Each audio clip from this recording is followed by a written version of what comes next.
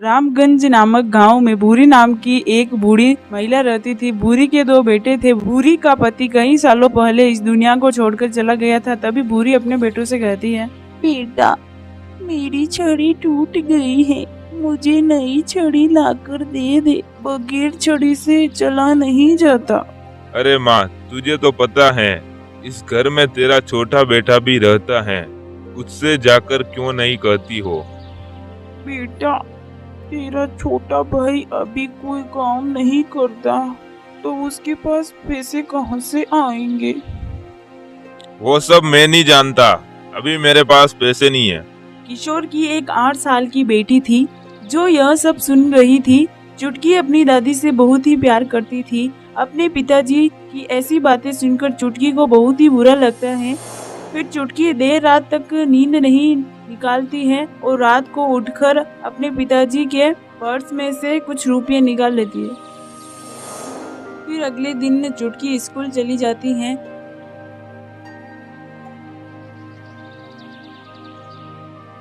और स्कूल से वापस आते समय दादी के लिए छड़ी लेकर आती है।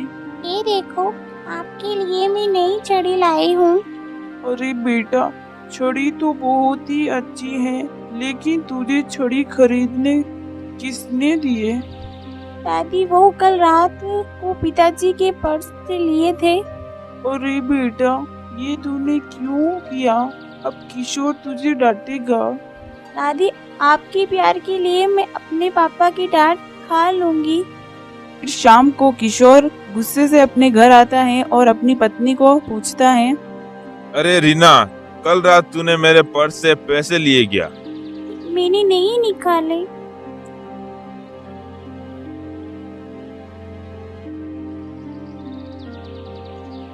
फिर चुटकी से पूछता है, बेटा चुटकी, क्या कल रात तूने मेरे पर्स से पैसे निकाले? हाँ पिताजी, 100 रुपये लिए हैं। क्यों लिए? क्या काम था? वो मैंने दादी की छड़ी नई लाने के लिए लिए थे रुपये। क्या?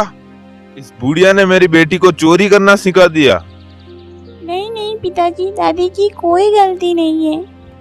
तू चुप रहे चुटकी, तुझे कुछ नहीं पता।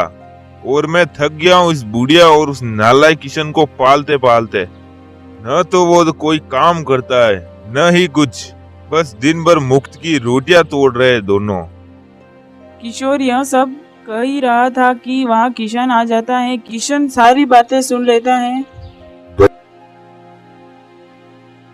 अरे आप मुझे डांट लो, लेकिन माँ को मत डांटो, तुम्हारी भी माँ है। कहाँ की माँ? तुम दोनों मेरे ऊपर बोझ हो, ना काम ना काज के, दुश्मन अनाज के। माँ तू चल, बस बहुत हो गया और मैं नहीं सुन सकता, और अब मैं इस घर में एक कदम नहीं रखूंगा। फिर किशन और किशन की माँ दोनों घर छोड़कर चले जाते हैं।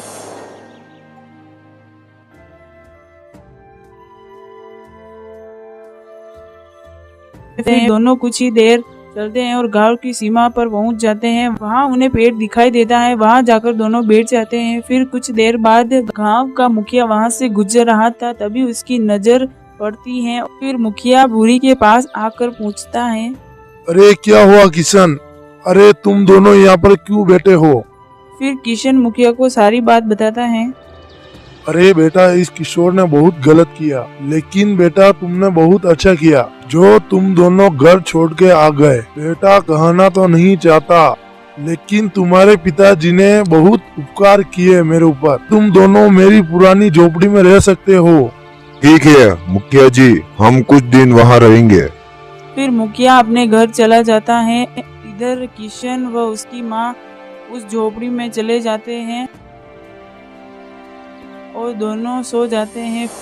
फिर अगले दिन, अरे बेटा, हमारे पास खाने के लिए कुछ भी नहीं है बेटा। हाँ माँ, तू रुक, मैं देखता हूँ। फिर किशन झोपड़ी से बाहर निकल कर देखता है तो कुछ दूर पर उसे आम का पेड़ दिखाई देता है। किशन उस पेड़ के पास जाकर कुछ आम तोड़ कर लाता है।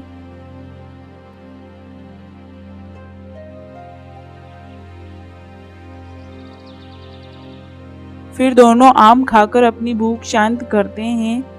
अरे बेटा, अब तो हमें कुछ काम करना पड़ेगा। आज तो आम खाकर हमने अपना पेट भर लिया, लेकिन हमें अनाज खरीदने के लिए रुपये का इंतजाम करना पड़ेगा। हाँ माँ, मैं क्या काम करूँ, मुझे तो कोई काम आता ही नहीं। बेटा, जब तुम्हारे पिताजी जीवित थे तब मैं जड़ी बूटी की दवाइयाँ बनाया करती थी, जिसके कारण मुझे जड़ी बूटी का ज्ञान है। क्यों ना हम दोनों यही काम करें। फिर दोनों जंगल में जड़ी बूटी ढूंढने जाते हैं।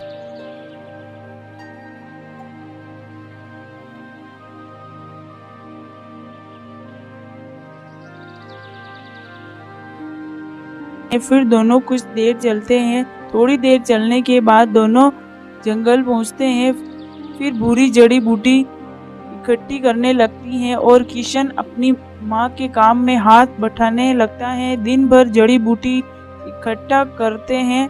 फिर बुरी अपने बेटे से कहती हैं, अच्छा बेटा, आज हमने बहुत सारी जड़ी बूटियाँ इकट्ठी कर ली हैं।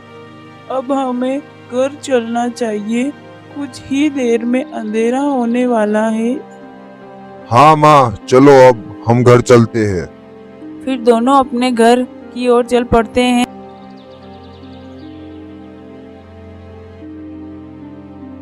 घर पर आकर देखते हैं कि मुखिया जी उनका इंतजार कर रहे हैं। अरे मुखिया काका, आप यहाँ कब आए? अरे बेटा, मैं तुम्हारी राह देख रहा था। वो आपके लिए राशन लाया था। यह राशन 1 महीने तक चल जाएगा। अभी तेरे पास कोई काम नहीं है।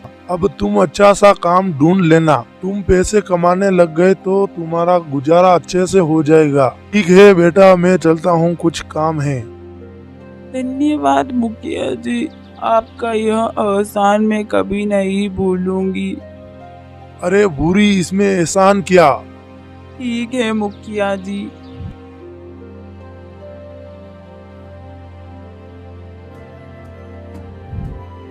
फिर बुरी खाना बनाने लगती हैं और दोनों खाकर सो जाते हैं। इधर चुटकी के कारण किशोर व उसकी पत्नी चिंता में रहने लगते हैं। अगली सुबह किशन और पूरी जल्दी उठ जाते हैं और दवाई पीसकर दवा बनाते हैं और बुरी कहती हैं, अच्छा बेटा, ये दवा लाइलाज नामक बीमारी को जड़ से खत्म कर सकती है। और तुम तो वो हमारे गांव में कंचन है ना, उसको पिछले 1 वर्ष से लाइलाज बीमारी कई बड़े बड़े डॉक्टरों को दिखवाया और कई अस्पताल लेकर गई, लेकिन कोई उसको ठीक नहीं कर पाया। सबसे पहले कंचन के घर चलते हैं। हाँ माँ, अब चलो। फिर दोनों कंचन के घर की तरफ चल पड़ते हैं। कुछ ही देर में दोनों कंचन के घर पहुंच जाते हैं। कंचन का पति सुरेश भी कंचन के पास ही बैठा हुआ था। अरे नमस्ते दादी जी, आज मेरे घर कैसे आना हुआ? अरे बेटा, मैंने ये जड़ी बूटी की दवा बनाई है तो मैं कंचन को देने लाई हूँ। इसे खाकर कंचन बिल्कुल ठीक हो जाएगी। फिर बुरी कंचन को वो दवा खिला देती है। थोड़ी देर में ही कंचन खून की उल्टी होने लगती है। खून की उल्टी के माध्यम से सारी बीमारी निकल जाती है और कंचन अब ठीक हो जाती है। अजी सुनते हो, मैं अब ठीक हो गई हूँ और अब चल फिर भी सकती हूँ। शरीर में ताकत वापस आ गई है। दादी और किशन, तुम्हारा बहुत बहुत शुक्रिया। मैं पिछले 1 वर्ष से परेशान था, लेकिन आज आपने बहुत ही बड़ी समस्या हल कर दी। अच्छा दादी, ये कुछ पैसे मेरी तरफ से रख लो। अरे बेटा, अरे कोई बात नहीं बेटा, मेरे लिए भी यह खुशी की बात है कि मेरा ज्ञान कहीं तो काम आया। फिर बुरी और किशन वो पैसे लेकर अपने घर चले जाते हैं। इधर चुटकी की हालत दिन ब दिन बिगड़ती जा रही थी। किशोर व उसकी पत्नी चुटकी को हॉस्पिटल में भर्ती करते हैं और डॉक्टर उन्हें कहता है, डॉक्टर जी, आपकी बेटी चुटकी को एक अजीब बीमारी हो गई है। इसका इलाज इस दुनिया में किसी के पास नहीं है। अब तो भगवान ही इसकी मदद कर सकता है।